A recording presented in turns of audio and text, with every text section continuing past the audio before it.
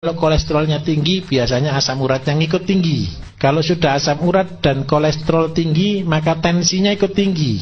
Setelah tensinya ikut tinggi, tahu-tahu jadi stroke. Nah, kalau sudah terlanjur seperti itu, bagaimana cara mengobatinya? Yang pertama, kita harus banyak minum air putih. Kalau sudah tahu kena kolesterol, minum air putihnya betul-betul minimal 1,5 liter. Sampai kencing kita betul-betul berwarna bening, bukan berwarna kuning, bukan berwarna coklat.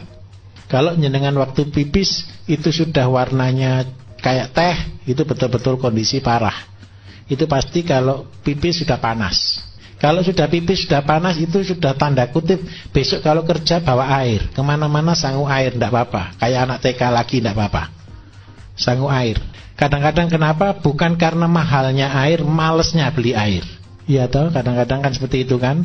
Mending kok gitu, kadang-kadang di rumah aja mau minum aja kadang-kadang malas kok. Jadi lebih baik airnya dibawa kemana-mana biar ingat. Jadi kalau bisa berapa banyak satu botol yang isi 1,5 liter, ketika minum bawa itu kemana-mana langsung diminum terus. Satu hari minimal harus habis 1 botol. Terus yang kedua, jalan satu-satunya untuk membersihkan lemak di dalam peredaran darah, kita harus makan makanan-makanan yang mengandung lemak pengurai. Lemak pengurai itu ada di mana? Lemak pengurai yang pertama, bagi kolesterol, usahakan makan buah yang mengandung lemak. Contohnya apokat. Jadi Bapak Ibu yang penderita kolesterol, usahakan 1 minggu bisa makan apokat minimal 1 kali. Syukur-syukur bisa 2 kali. Itu untuk membakar. Jadi lemak yang baik itu untuk melawan lemak yang tidak baik. Kemudian yang kedua, harus dibuka salurannya. Membuka salurannya itu dengan cara apa? Paling gampang ada 2. Kenapa sih saya sarankan 2? Kalau bahan dari luar negeri banyak sekali, tapi 2 tanaman yang saya pakai andalan itu seledri dan kacang panjang. Itu sudah luar biasa. Saya kasih kesaksian Bapak Ibu. Teman saya gagal ginjal, sudah setiap minggu dia sudah cuci darah sudah 2 kali. Kemudian dia betul-betul taat. Jadi dia betul-betul taat melakukan semuanya.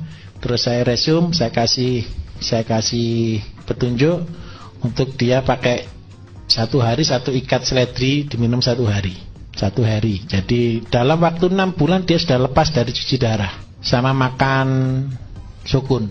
Itu sepele. Mungkin Bapak Ibu sudah sering kali dengar ini. Cuma satu kadang-kadang tidak taatnya itu loh. Ketika jenengan taat, saya yakin pasti berhasil. Dan harusnya ketika jenengan mengikuti apa yang saya ajarkan di radio, semuanya sudah pinter semua. Jadi minta maaf, jangan jadi dukun tapi jangan jadi dukun, jadilah manusia sehat. Jadi kan semua resep kan ada di sana. Itu tadi. Jadi seledri dan kacang panjang. Apa cirinya? Seledri itu bentuknya pipa, kacang panjang itu bentuknya otot. Jadi kacang panjang itu adalah nutrisinya otot, seledri itu untuk membuka saluran di pembuluh darah. Itu caranya kalau kita menganalisa satu bahan. Ngerti nggih? Seledri kan kayak pipa toh? Itu memperlancar peredaran darah.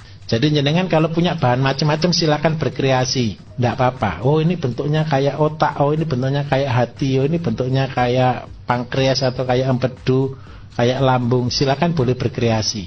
Itu caranya seperti itu. Nah, tinggal sekarang nutrisinya untuk otot.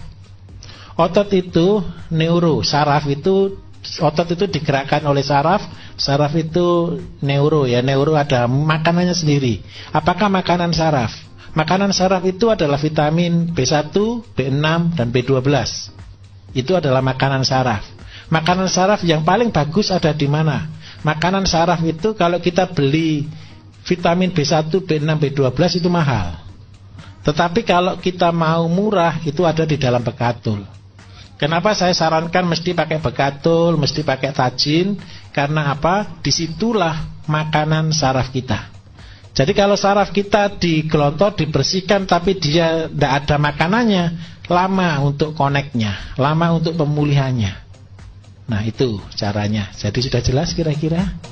Sangat jelas.